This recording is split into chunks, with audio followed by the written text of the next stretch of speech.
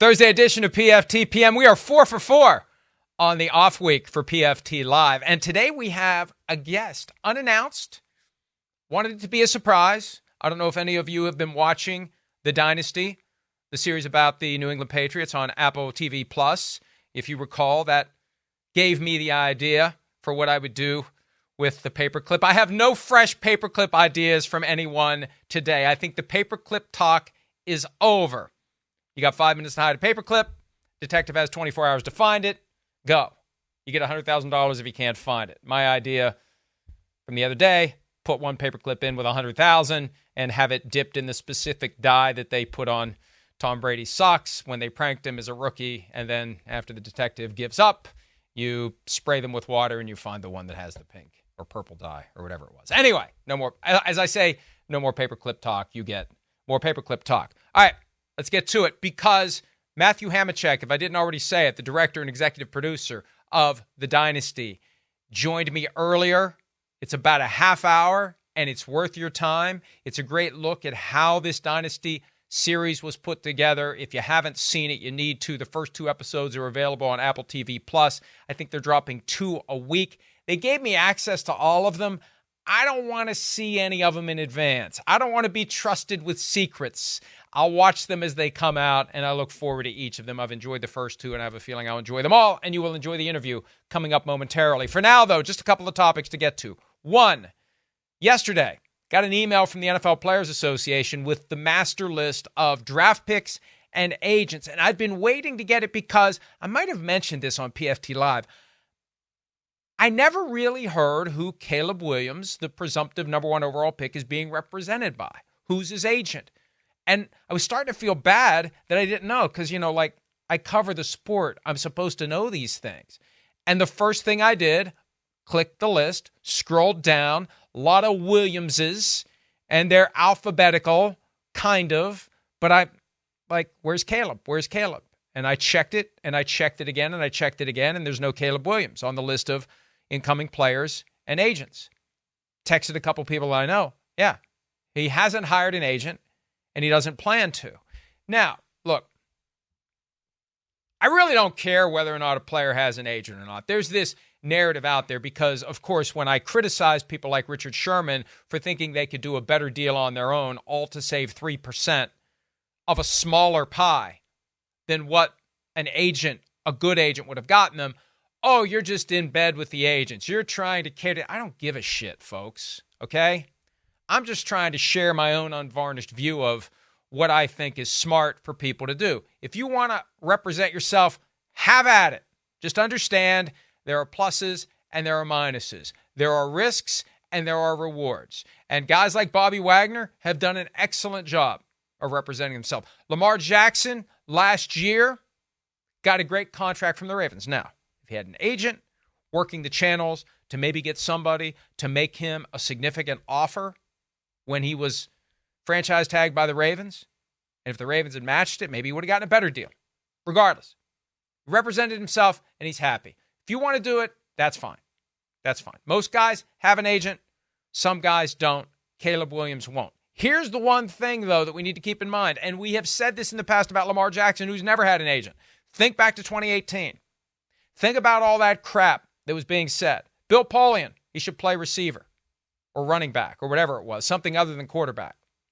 When you have an agent, and when somebody says something misguided like that, the agent gets in touch with that person.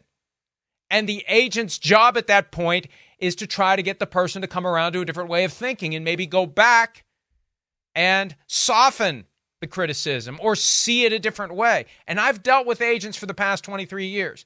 The good ones, especially pre-draft, because, look, at this point, once the guy's drafted, the contract negotiates itself. So that's a reason not to have an agent. Wherever I'm drafted, I'm going to get that contract. It's the same every year. It goes up a little bit for inflation or whatever, but it's the same deal. So I don't need an agent to negotiate that. And you're right, but you need an agent to make sure you get drafted as high as possible. And you think about all the quarterbacks in this draft, the great quarterbacks, the top 3, Caleb Williams, Drake May, and Jaden Daniels. May and Daniels have agents. And I guarantee you that there will be an effort by those agents to get their clients drafted before Caleb Williams. And they might fight fair.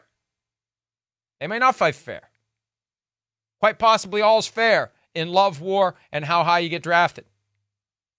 And I think that hurt Lamar Jackson 6 years ago. He fell all the way to 32. He landed 22 spots behind Josh freaking Rosen, who did nothing in the NFL, who got dumped a year later for Kyler Murray.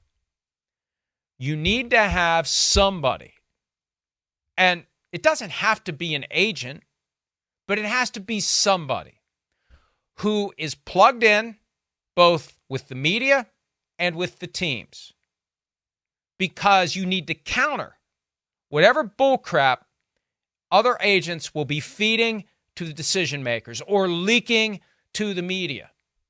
We still don't know who was putting out the stuff about C.J. Stroud last year. Some people think it was other teams that wanted C.J. Stroud to fall to them. Some people think it was agents who were trying to get their guy drafted higher than C.J. Stroud. Some people think it was the Panthers who were trying to justify their faith in Bryce Young over C.J. Stroud. Whatever the case may be, you need somebody who is ready to fight fire with fire, or at a minimum, just put the fire out. That's the risk that Caleb Williams is taking. And maybe he's so good, it doesn't matter. Maybe he's going to be the number one overall pick no matter what anyone tries to do. But there's still something to be said for having someone who is there with you, arm in arm, fighting the fight, making the calls, talking to the people, getting tough when you have to, sharing statistics when necessary, rebutting any and all arguments that maybe you shouldn't be drafted in the spot that a team is thinking about drafting you. And people think, well, does it matter? The teams have their opinions anyway. Here's where it matters. When something becomes a narrative, when something takes root within the overall public consciousness as it relates to the coverage of the game, that's when the owners start to get nervous. Because the teams do have access to all the information. The teams all knew that C.J. Stroud didn't do well on the S2 test. It's one thing for the teams to only know it. It's another thing for everyone to know it, and then you draft a guy despite that, and it doesn't work out, and your team looks bad for not seeing the handwriting on the wall, for ignoring the signs that maybe the guy wasn't going to play well. So that's why this game happens. And my point is, you need somebody who serves as your advocate. While you're getting ready for your NFL career, you need somebody who is monitoring, talking, and pushing back against any crap that someone might be trying to throw at you to try to get you to fall farther down the draft order. All right.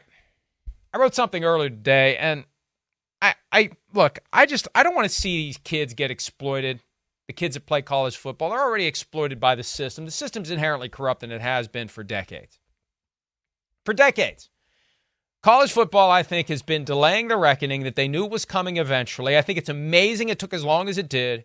The antitrust laws ultimately are the weapon that will blow up the college football model, and it's in the process as kind of a slow-motion implosion. The NIL is the first step. At some point, they're going to have to pay these kids. The NCAA is just cover for widespread antitrust violations where these schools band together. They don't truly compete for the services of the players. They limit what they can give them, so we don't have a bidding war and we don't have teams get priced out of the market. Well, we're seeing it happen with NIL. NIL. That's the opening for EA Sports to come back and put its very popular college football video game on the market. Sports Business Journal reported today that EA is going to offer $600 each to 11,000 players, the 85 scholarship players on the various NCAA Division I programs, 134 I think there are right now. I did the math. It's a $6.6 million budget to have the names, the images, and the likenesses of the players that they can no longer rip off by just using the number or just using very vague general things so we know who the guy is, but it's officially not him. I just think 600 isn't close to what the value is to the player. And you're going to have a lot of players who are just happy to be in the game. They're happy to get the $600. They don't realize you got to pay taxes on it. They don't stop and think that $600 really doesn't buy all that much. Is it a fair transaction? And this is where it hurts the players to not have a union, to not have a collective group that can stand up to the NCAA and or EA and say, sorry, that doesn't do it. You're not getting the rights to all these players under our group licensing program for $600 per person. It just doesn't cut it. It'll be interesting to see what happens, because I think what will occur is a lot of guys will just take that $600 plus a free copy of the game and run. And there'll be pressure on them by their friends, family, fans.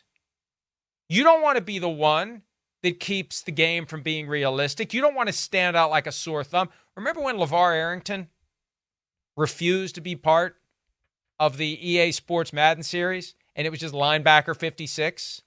He didn't want to be part of it. And they still made it clear it was him, which might have been another issue entirely. You don't want to be that guy. You don't want to be the guy that undermines the enjoyment that fans supposedly are going to have now that it's in the game, and all that stuff. So I'd like to think that somebody at EA has enough of a conscience that they realize $600, kind of screwing the kids. And yeah, they're probably going to take it, and they're adults. They've got the right to take it. They're old enough to vote. They're old enough to join the armed services if they want to. It doesn't mean you should screw them, does it, EA? Somebody there, some executive who supposedly has a title that would suggest they're responsible for, not being an asshole. $600 is kind of an asshole offer, in my opinion. I would reject it, but then again, I'm not 20 years old and thinking about how much pizza I could buy for $600, and I get a free copy of the game. All right, last topic. I wrote about this morning. The Dak Prescott contract. We need to understand how much power Dak Prescott has over the Cowboys. $59.4 million cap charge this year. In a year where Jerry Jones, the owner of the team, has already said he's going all in. It's kind of hard to go all in. Kind of hard to push the chips into the middle of the table when you got one hand tied behind your back because of the Dak Prescott contract. And the Dallas Morning News suggested, and maybe somebody there heard this from the Cowboys, they're just going to do a simple restructuring, knock the cap number down to $40.9 million for Dak this year, which is a lot easier to manage. We don't need to do an extension. Well, you still need to do one in the next 12 months because there's still over $95 million. Without an extension, $95 million is going to count over the next 2 years. The question is, how do you load it up? And it's going to be $55 million next year and nearly $41 million this year if they do a simple restructuring.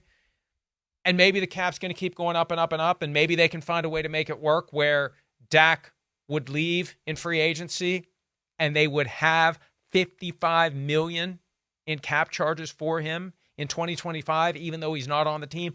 $55 million. They need to do an extension with him. And as I've said before, this is exactly the kind of situation where Jerry Jones, if he had that leverage, would get every penny he could from the person against whom he holds that leverage. What will Dak do? And will at some point the Cowboys say, screw it, we'll deal with it, and we'll move on from Dak Prescott come 2025? They need to get an extension in place now to kind of put this to rest, but there's a chance they do the simple restructuring, knock the cap charge down to 40, and then make a decision next year. But the or else, if they don't extend Dak next year, is a $55 million cap charge. All right, as promised, here is my conversation from earlier today with the director and executive producer of the Dynasty on Apple TV Plus, Matt Hamachek.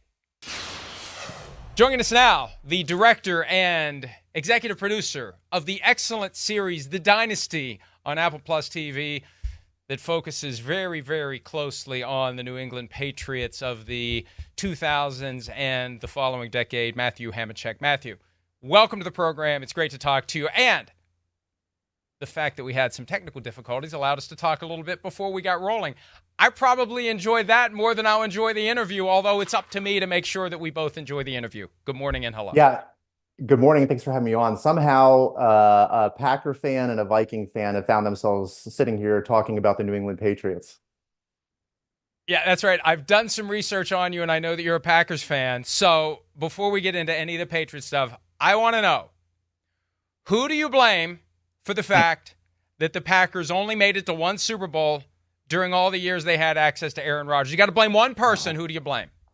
One person. I'm trying to I'm on my feet. I'm trying to think of what the most diplomatic way to answer that question because I don't think I can tell you who the one person is.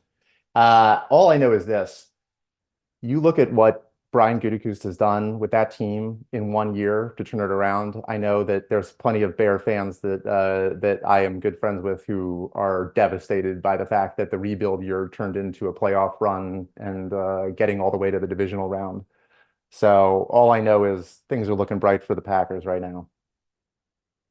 Oh, absolutely. And that was very diplomatic and tactful There on we go. your There we part. But go. let's There we go. see. Let's see. Hey, it was one Super Bowl with Favre, one victory. One victory, one appearance with Rodgers. We'll see what they can do with Jordan Love. But already people thinking ahead to next year are starting to circle the Packers as a team that may get back. And if they're like, if last year wasn't an aberration, get used to the Packers still being a contender and a serious threat to get to the Super Bowl every year. All right, let's talk about the team that was a serious threat to get to the Super Bowl Sounds every good. year, it seems like, from 2001 through 2019, the New England Patriots.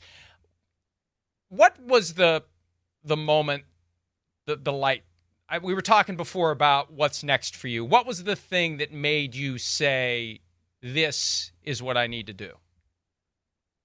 Well, I had been working on a doc series about Tiger Woods for HBO in 2019 to 2021, and that doc series had been inspired by a book that had been written by Jeff Benedict, and Jeff Benedict had written the book that is the inspiration for this, and he basically said, "Would you be interested in this?" And I wasn't a fan of the team, and really didn't know much about them. But I thought that the idea of a series about the New England Patriots, if it could be done in a way that really got into the characters, got into something beyond the X's and O's and the hoisting of Lombardi trophies, was what could make this thing interesting.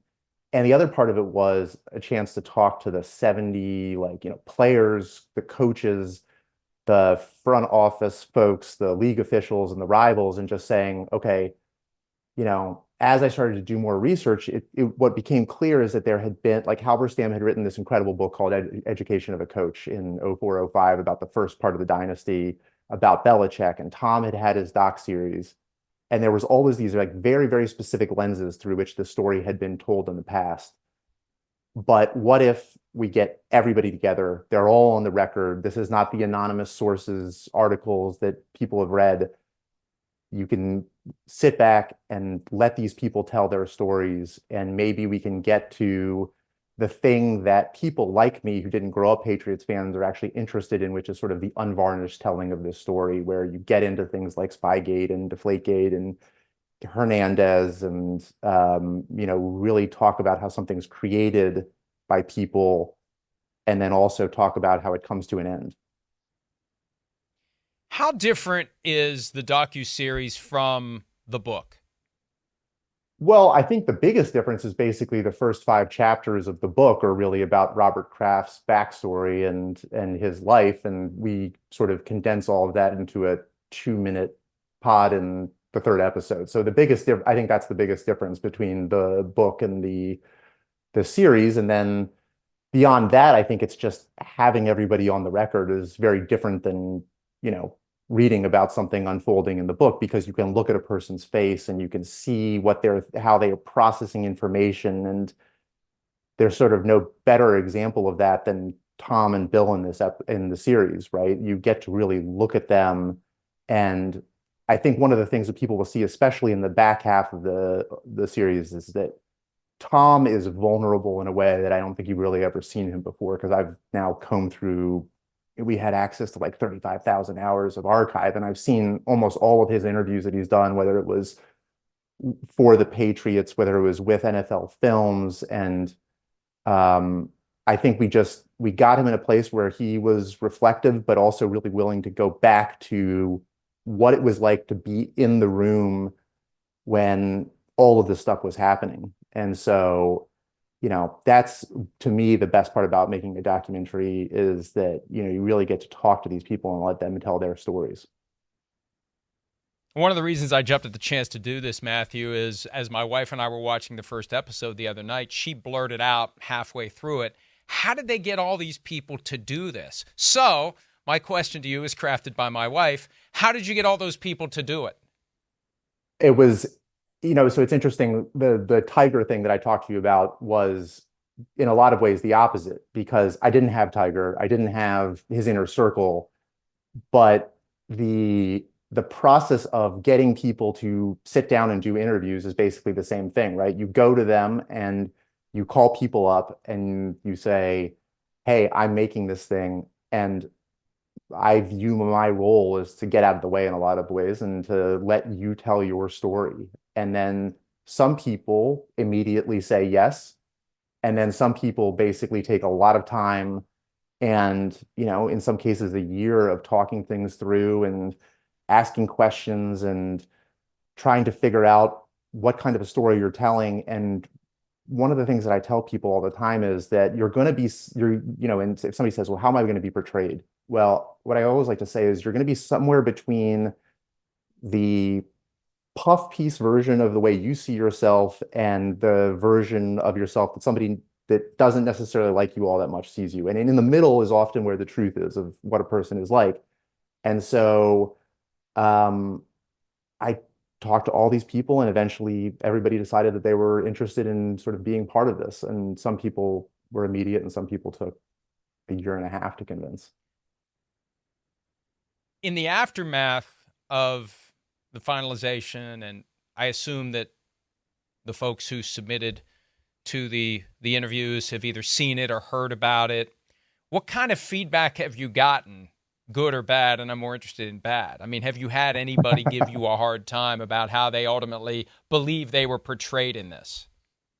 Well, the first two episodes are out now. So, no, I think by and large, I think everybody feels like they got to tell their story, right? And so that's sort of what, I don't know, that's what I told them it would be like. And I think that when they've watched it, that's what they've sort of seen. And one of the people that took so long to get in the chair that I really wanted was Adam Vinatieri, because I think that he has two roles in this. One is that obviously he was involved in some of these incredible moments where, he kicks the game tying and game winning field goal in the snow game. I think some people would argue that that's the greatest kick in NFL history, but then also has obviously two more Super Bowl winning kicks in the episodes that are about to come up.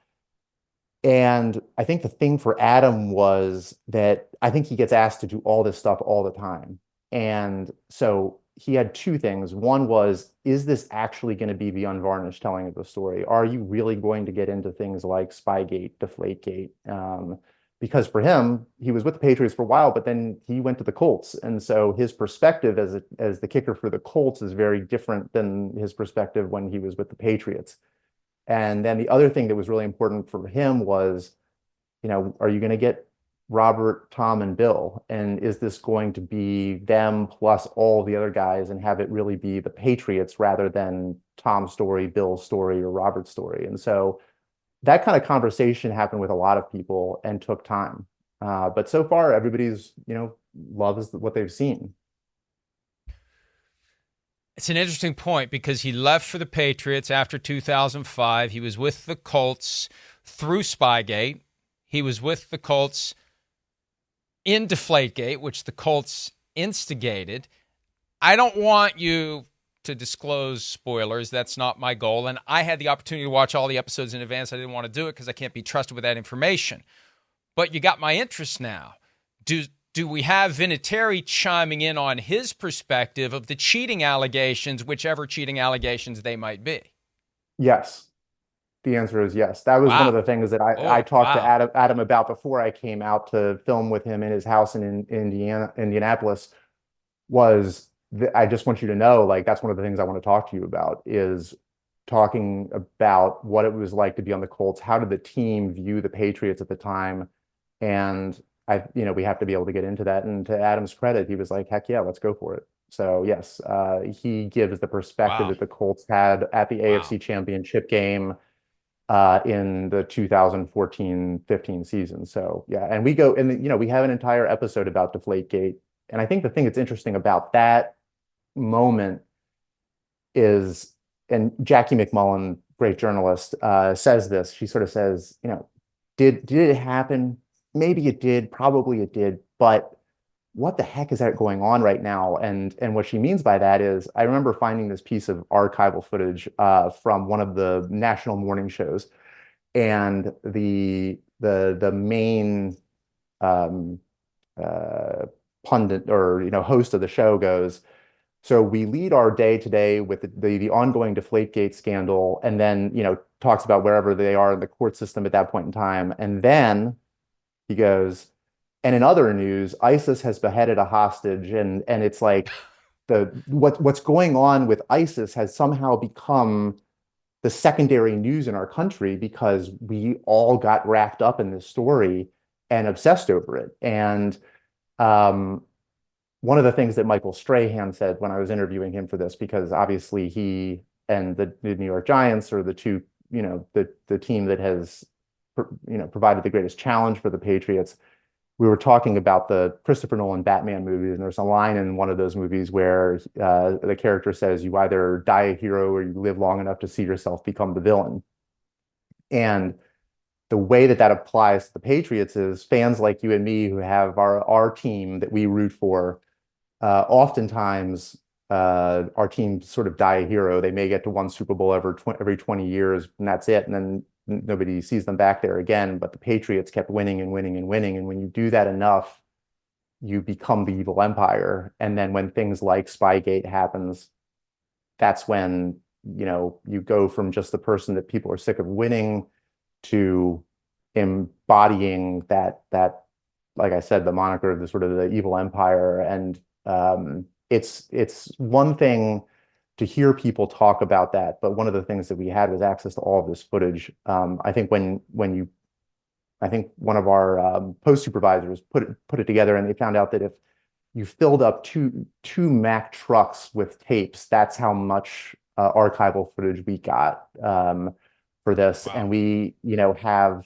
we're in the locker room when Bill is addressing the team about the Spygate scandal, and then you're in the locker room when the team starts to win and go on that undefeated season. And an editor that was working on the project, who is an actual diehard Patriot fan, he sort of said it's like you're watching the evil empire on the Death Star going from planet to planet, destroying everybody in their path. But instead of it sort of being this somber thing, they're having a party while they're doing it, and Brewski's has like a music playing, and they're listening to Another One Bites the Dust as they beat the Cowboys and they beat the Colts and they sort of beat everybody that they could possibly run into until they get to the Super Bowl that year. So I followed and covered Spygate very carefully, and we know what happened there. They went on the great run, as you said. Deflategate, same idea. They come back and win the Super Bowl, and Tom Brady unlocks a higher level of achievement with fully and properly inflated footballs.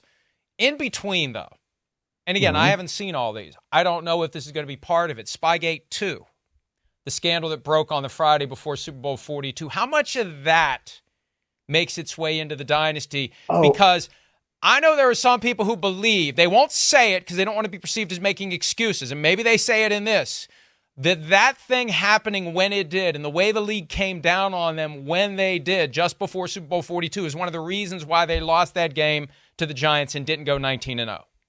You're referring to the accusations that they filmed the walkthrough of the Rams in 2001, which came out basically the night before they played the Giants in the 2007-2008 season. And the answer is yes, we go into that. And it was a story that broke in the Boston Herald.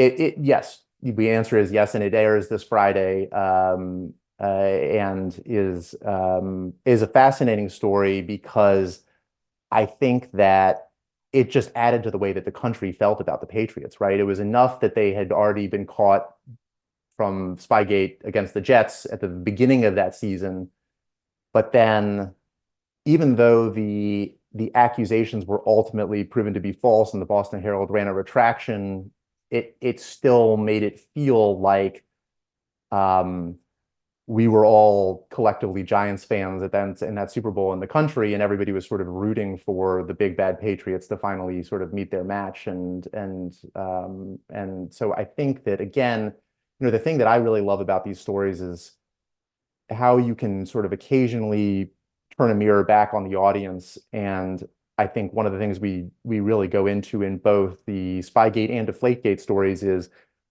what it said about the rest of the country and how they viewed the Patriots and what they were hoping for um, in these big games. And so it's not only a story about the characters in the building, but it's also a story about sort of us and how we viewed this team over time. I'll still hear quotes from time to time from guys like Marshall Faulk and Kurt Warner who still believe, despite the fact that the Herald retracted it and the league did nothing about it, they still believe to this day that something fishy happened in advance of Super Bowl 36. And I see that you have Mike Martz on your list of people that you interviewed, so can't wait to see episode 3 for a variety of reasons, not the least of which is what's said about what we've been calling over the years Spygate 2. I've got so many other questions I can ask, and I don't want to take up too much of your time. What's the best thing that ended up on the cutting room floor? Oh my gosh. We interviewed so many people that just didn't like. I mean, I got to talk to Rodney Harrison, one of the greatest defensive players of all time, and he has probably two sound bites in the whole series. That entire interview is just incredible, but it just didn't fit into the story that we were telling because once they get to Super Bowl 36 and win, I'll never forget. I was sitting there and I was talking to Scott Pioli, who was at the time the vice president of player personnel for the Patriots in this story, but now is obviously working in media. And he told me this great story about how after the third Super Bowl in 4 years, he's standing there and he starts to think about the idea of an addiction to winning and what it makes you do, what you have to give up, and how you're constantly trying to find a way to continue to win. And what it made me realize was that once they get to the top in Super Bowl 36, that the next two are very, very similar. And to spend the time to go and say, okay, well, they get to Super Bowl 36, they win that. Then into the 2002 season, they don't make the playoffs. And then the next year they cut Lawyer Malloy and they bring in Rodney and then they win again. And then they win again the year after that. And I could have detailed all the AFC championship games and there's just incredible stuff there. But it's not that if you're doing it that way and this sort of very linear and then this happened and this happened, this happened, then you're just sort of like, you're a collector of facts and that's not really storytelling. And so when Scott talked about that and talked about this idea of the addiction to winning and all of that, it felt like the right place to then pivot to the idea of Spygate. And because I think Spygate is part of that conversation about what you will do in order to win. And so we didn't spend as much time on those second two Super Bowls and go right into that 2007 season. And then the second that season's over and they lose to the Giants, that's when Tom the next regular season game plays against the Kansas City Chiefs and has this horrific knee injury. And I think that really sets the tension for the rest of the series because Tom's out. He is facing his football mortality for the first time in his life. And he realizes it in that moment from what he tells us is that the show goes on without him. And one of the things that Belichick does so well and his sort of superpower is that he takes whatever he has and he makes the absolute most of it. That year it was Matt Castle. And so while Tom's away, he says, how do I not break? How do I never get to the operating room table again?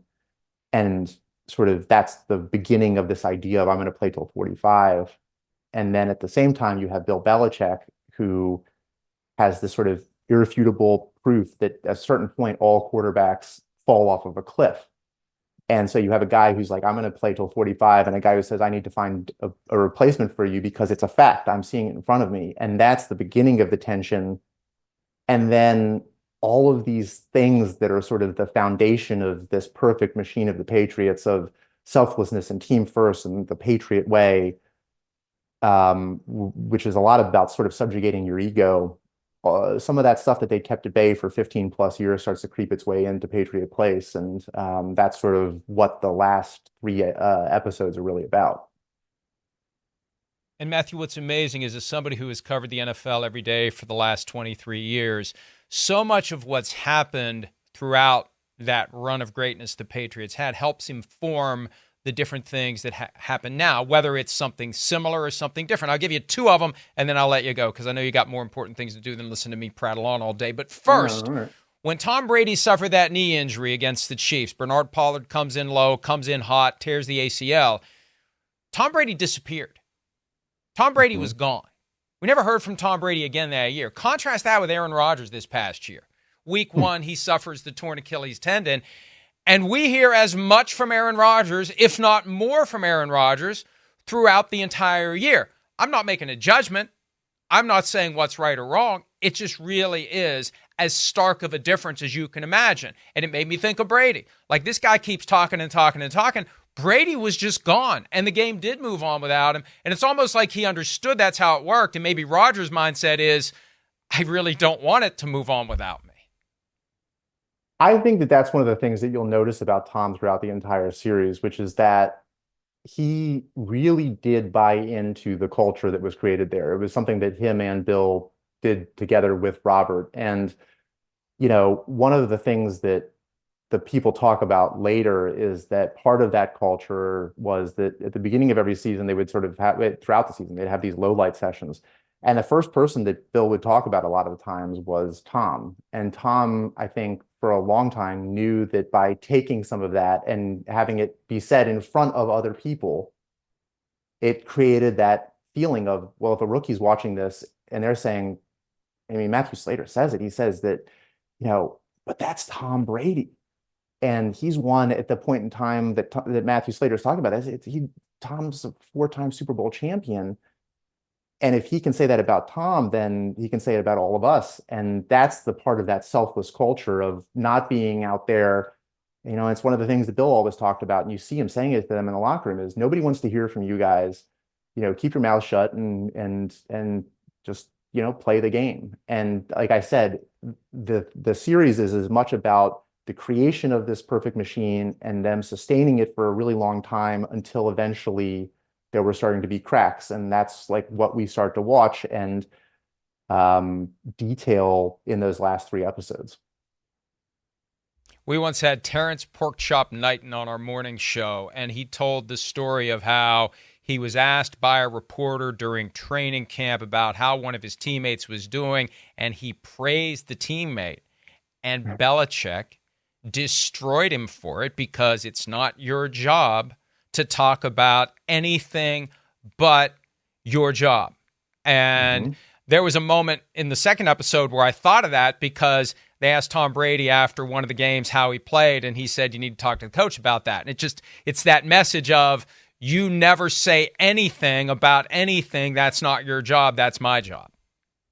Yeah. And I think that one of the things that I thought was really important in this is that as we're detailing the unraveling of this whole thing, you really have to make sure that you understand everybody's perspective. You may disagree with some of the decisions that the people made, but like, let's say you look at what Tom Brady did. There was sort of a point where after the Falcons Super Bowl, somebody talks about how Tom maybe was a little bit less team focused than he had been in the past and was starting to grow his business and things like that. I want to make sure that people can watch that episode and say, well, I don't necessarily agree with him, but I completely see why he did that. I understand what winning that Super Bowl and coming back from 28-3 does to a person who for their entire life has been willing to subjugate their ego and sort of make themselves equal to a rookie that's coming in. At the same time, I want people to be able to look at Bill and the decisions he made and say, there were things that Bill did that I might not agree with, but I completely understand. And I think the best stories are when you can watch the characters and say those things and sort of understand where they're coming from and why they're making the choices that they're doing. and sort of avoid the idea of building up a straw man just to sort of kick them over. And I hope that when people watch those later episodes, that's what they feel. I got one more topic I want to address with you because I thought of this one when I was at the Super Bowl 11 days ago.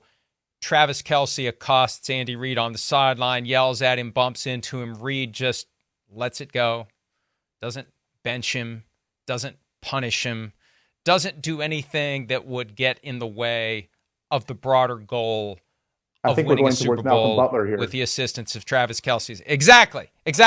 Because apparently you finally got the answer to why what I believe Bill Belichick did, cut off his nose to spite his face, sent a message to Malcolm Butler at a time when maybe a play or two from Malcolm Butler is the difference in a game that ends up being a shootout. I think that what you see in that episode is what's so great about the Patriot system, the Patriot way, is that, like I said, they've kept this thing at bay for a very long time. But I think there's a level of mental exhaustion that also comes into play because of how rigid the system is and the culture is and everything. When you win at the end of the year and you're hoisting the Lombardi Trophy over your head, all of it's worth it.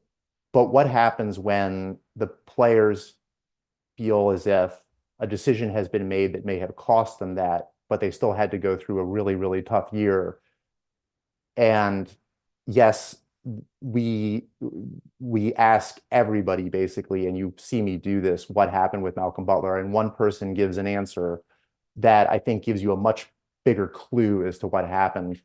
But I think the important thing there is that you also see the team sort of unraveling a bit. And one of the journalists who was actually in the locker room with the Patriots afterwards, half jokingly, but half seriously, says that it felt almost like there was a mutiny beginning to form after that Super Bowl was over. And so, there were so many different moments where I was sitting and asking these questions and my jaw was on the floor, and hearing the players talk about what it felt like in that locker room afterwards was certainly one of them. Last one for you. And I hate to say that because I have a bad habit of making that commitment, not honoring it, but I'm going to try. Last one. Yeah. Given what you learned over the period of time that you directed the Dynasty and all the interviews, everything you watched, everything you felt, everything you amassed, scale of 1 to 10, how surprised were you when, after this past season concluded, it ended between Bill Belichick and Robert Kraft? Well, that's a great question. I think that when you watch the series, the answer is I was shocked. I think Bill's obviously the greatest coach of all time, if not one of, whatever category you want to put him in. But I think that when you watch the series, you'll see the breadcrumbs of the reasons why everything in the building is sort of the way that it is now. And you really get an insight in the 10th episode in a lot of ways to what was going through Robert Kraft's mind as he's sort of trying to deal with the fact that that Eagles Super Bowl really affected not only the team, but really affected Tom. And I think there's this realization of, at some point in time, everybody's not going to be able to be together. And what can he do or not do as an owner to affect how that plays itself out? But the thing that was really remarkable to me in talking to him about that was he was deeply convinced that there was a way to make sure that they stayed together, even towards the end of everything. And that was always his desire, because in his mind, it was pretty simple. I've got the greatest coach and the greatest player in the history of this game. I will do anything to make sure that they're together as long as humanly possible.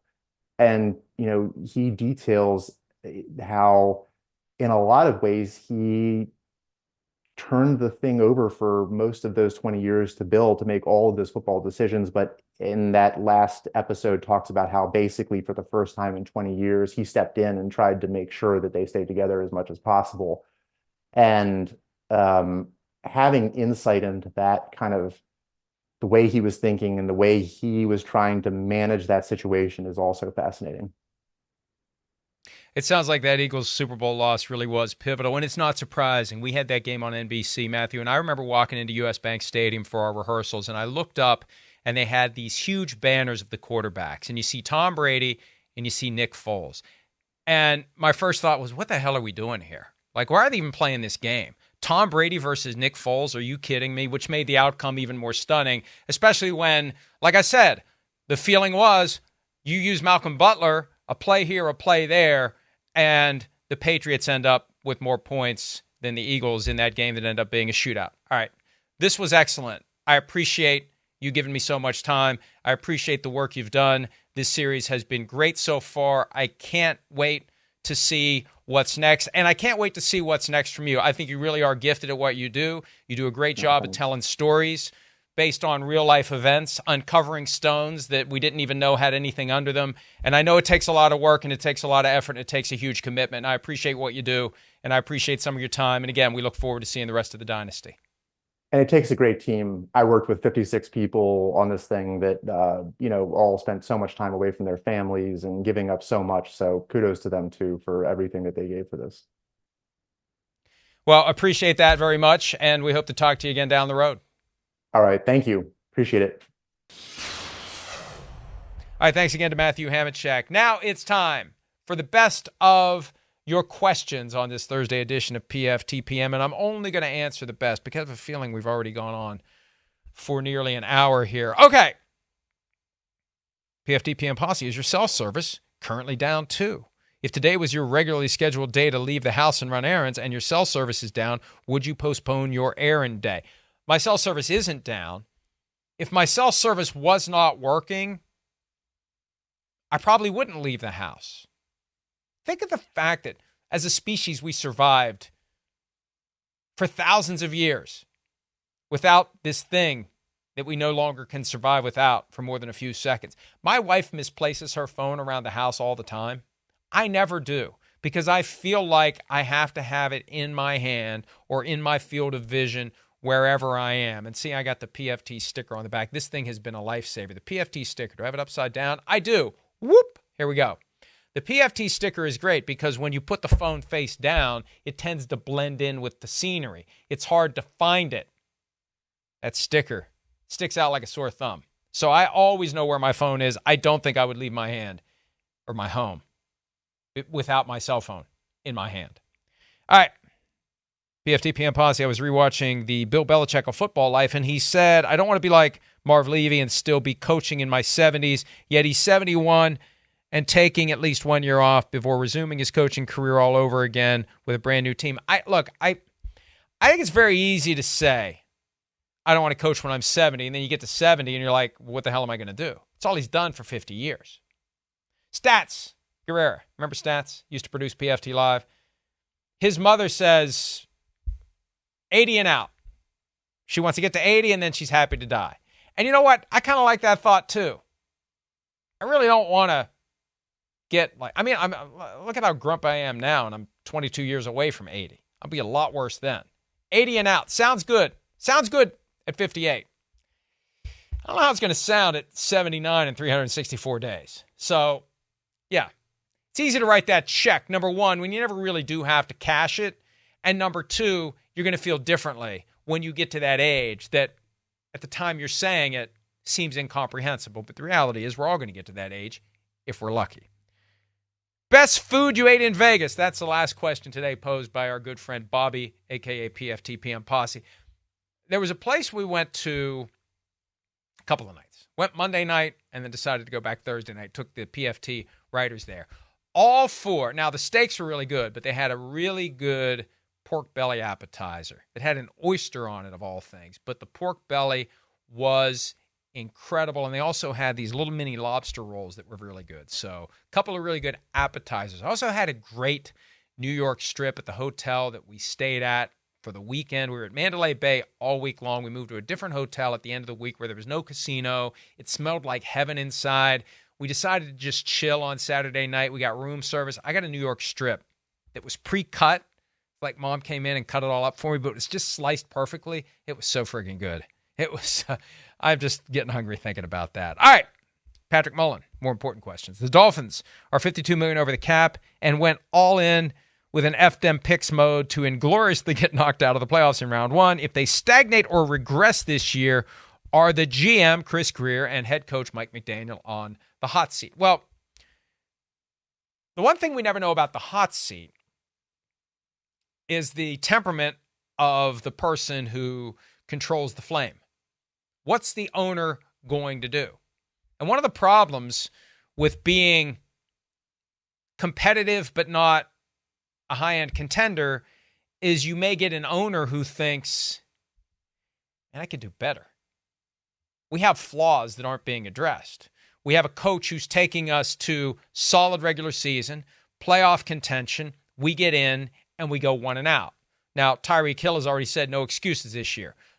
2022, it was Tua's hurt. 2023, it was we stepped into the open-air meat freezer in Kansas City. No excuses this year, but there very well could be some other excuse. But the reality is, whatever the other excuse is, it can't be an excuse. They have to find a way through it. And that's really the question. How many years of, hey, we had a great regular season and we lost in the wild card round of the playoffs will be too many years for the liking of owner Stephen Ross, who is getting into his 80s. And at some point, many of these owners are inclined, I think, to approach things the way Leon Hess once did. Remember when Leon Hess fired, I think it was Pete Carroll? Leon Hess knew he only had so many spins left around the globe, or around the sun, the globe around the sun. I don't know. Something like that. I'm no astronomy expert, but the world is round. I'll at least agree to that, which for some reason is at times in debate. But as you're getting closer and closer to the end, sometimes you're willing to do desperate things. And if Stephen Ross just decides, I really like this guy, Mike McDaniel, and he's got a quirky personality, he's very authentic, but he's just not getting us to where we need to be, that's for the owner to decide. Remember, everybody in the organization can be fired except the owner. If anybody were to be fired in Miami over the past 10 years who hasn't been, it would be the owner. But sorry, Dolphins fans, you're stuck with the guy who refuses. Dan Marino told us this 2 weeks ago. Stephen Ross refuses to go back to the uniforms that everybody wants. Everybody in the world could want the throwback uniforms, as long as the owner wants the ones that he designed, or at least were designed on his watch. Those stay. As long as he wants the coach in place, the coach stays. The moment he wants to make a change, the change is made, regardless of what anyone else thinks. Donald Kokersberger. Who would you rather have as your quarterback, Fran Tarkenton or Eli Manning? Both played for the Giants, by the way, and both were not originally drafted by the Giants. Eli originally drafted by the Chargers and traded the Giants that same day. Tarkenton drafted by and played for the Vikings for several years before he had enough of Norm Van Brocklin, even though Van Brocklin was fired and was traded to the New York Giants. Giants later traded him back. I'd take Fran. I don't think Fran was the reason why the Vikings never won a Super Bowl. Now, was Eli Manning the reason why the Giants won two? He may not have been the reason they got there, but he has two of the greatest plays we've ever seen in Super Bowl history. The helmet catch by David Tyree, and the throw to Mario Manningham along the sideline. Devin McCourty talked about that a couple of weeks ago. That throw that kept the drive going that ended up winning the game for the Giants. Or I got to go back and look at the box score. It was a key throw in a key moment. And that was like a moment that you took notice of the reality that the Giants were going to win that game. So I'd still take Fran Tarkenton, in large part because I was a huge Fran Tarkenton fan when I was a kid. Sam Eichenlaub, a.k.a. Florio's paperclip. How often do teams call on superstar or untouchable players that aren't publicly known to be available for trade? I remember a few years back, Washington was rumored to offer something like 5 first-round picks for Mahomes. Can you recall any rumors like that from the past or present? Let's get it straight what the Commanders did. The Commanders feel like they never got a fair chance to trade for Matthew Stafford, and for good reason. They didn't get a fair chance to trade for Matthew Stafford because it was an inside job between the Lions and the Rams, and that's fine. That's fine. There's no requirement if you're going to trade somebody that call every team and say, give me your best offer. The Rams wanted to unload Jared Goff's contract. So they saw an opportunity with a GM who had just left the Rams to become the general manager of the Lions. They saw an opportunity to do a swap, Stafford for Goff, and you can tuck a first-round pick in there to get Goff's contract off the books without it being obvious. If they would have traded Stafford anywhere else, Detroit would have done it. The Rams would have had to do a Brock Osweiler-type deal where they give somebody a first-round pick to take Jared Goff's contract. It just would have been embarrassing. It would have been a bad look. It worked out perfectly for the Rams and Lions. So the Commanders didn't get a shot. So the next year, what they did was they called every team. They wanted there to be no doubt. We've called every team in search of a potential quarterback, including the Chiefs, and people drag them for it. It's like, hey, if you want to be able to say to yourself and everyone else, we tried everything we could to address our quarterback position, that's the way you do it. So I don't think they ever offered 5 first-round picks. It was just they called every team, including the Chiefs, to see if their starter was available. And I understand. I said this recently about the report from Albert Breer of SI.com that a couple of teams talked to the Bears about Justin Fields at the Senior Bowl. That's what teams do. That's what you do. You constantly have these conversations.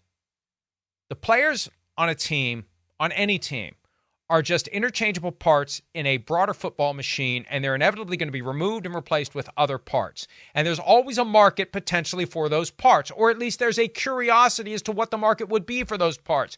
You're not doing your job as a general manager if you're not constantly in contact with other general managers talking about what it would take. Hey, so what do you think about this guy? What do you know? And you have these conversations, even if it never goes anywhere, because you don't want to miss the opportunity.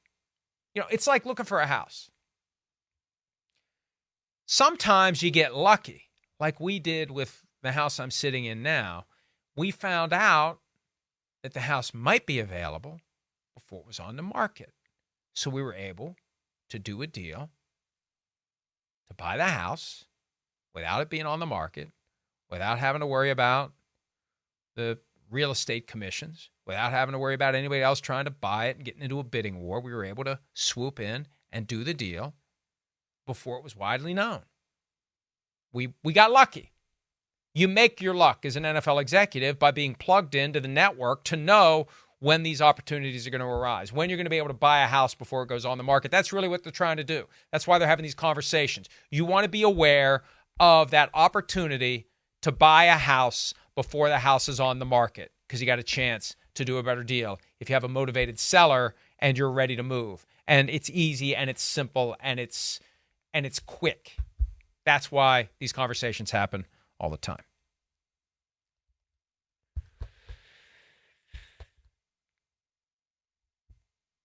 NFL leads. Now that the season is over, I am rewatching The Sopranos as it is the greatest show ever created. If you could have played a character on the show, and if you were imbued with acting skills somewhat north of Gronk, it's a very low bar, who would you play? I can see you as a mean Richie Aprile or Phil Leotardo. You know, that's a great question, and I say that not just to buy time because I really don't know the answer. I really don't know. I would have wanted my own character. I would have wanted to create my own story. I would have wanted to find a way to fit into the overall experience and arc of Tony Soprano. I would have wanted to be the guy in the members-only jacket that puts the bullet in his head after the screen goes dark. I don't know. All right, good question, though. And I haven't watched it in a long time. I don't know that it's the greatest show ever. Maybe it's the greatest of its genre, but I don't know. I still like Seinfeld, and I still watch Seinfeld all the time. Speaking of TV, the real Swole Pez. I might have gotten that wrong. I'm doing the best I can. Just finished Better Call Saul. I remember you talking about watching the finale years ago. Based on your past career as a lawyer, how close is the show to the real thing on the lawyer's side? I don't recall while watching it ever being frustrated that any of the dialogue or the storylines were unrealistic. A lot of the stuff that Kim does when she's working for HHM, reviewing documents deep into the night, I've lived that.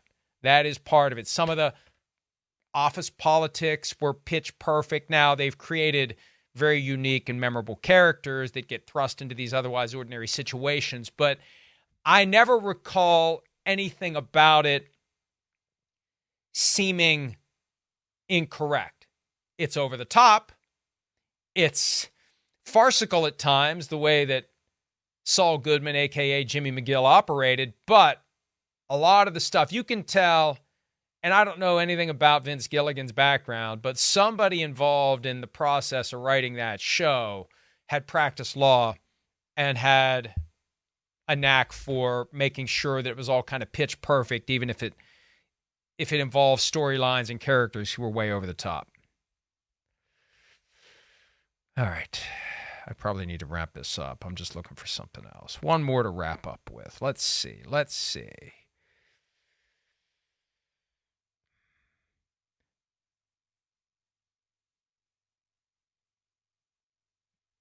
Rigor mortis.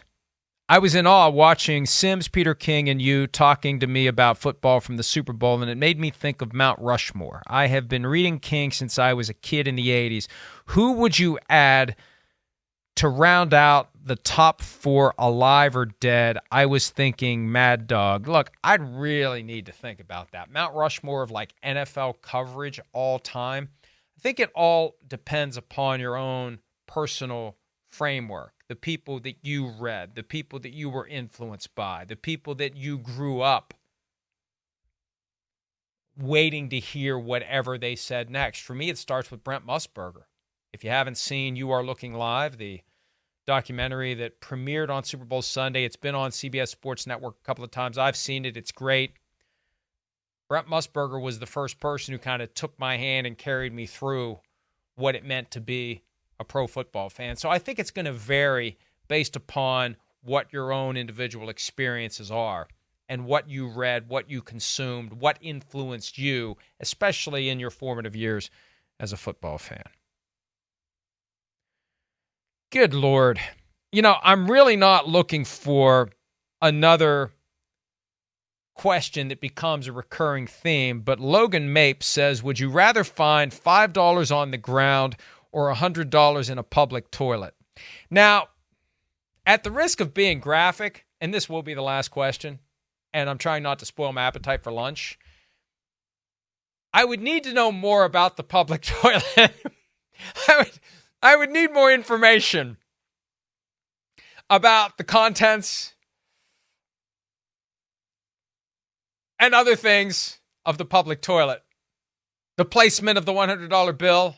There's a lot of areas on a public toilet. So I don't know without more information as to how I would go about retrieving the $100. Andy Dufresne went through 500 yards of the foulest smelling shit to break out of prison.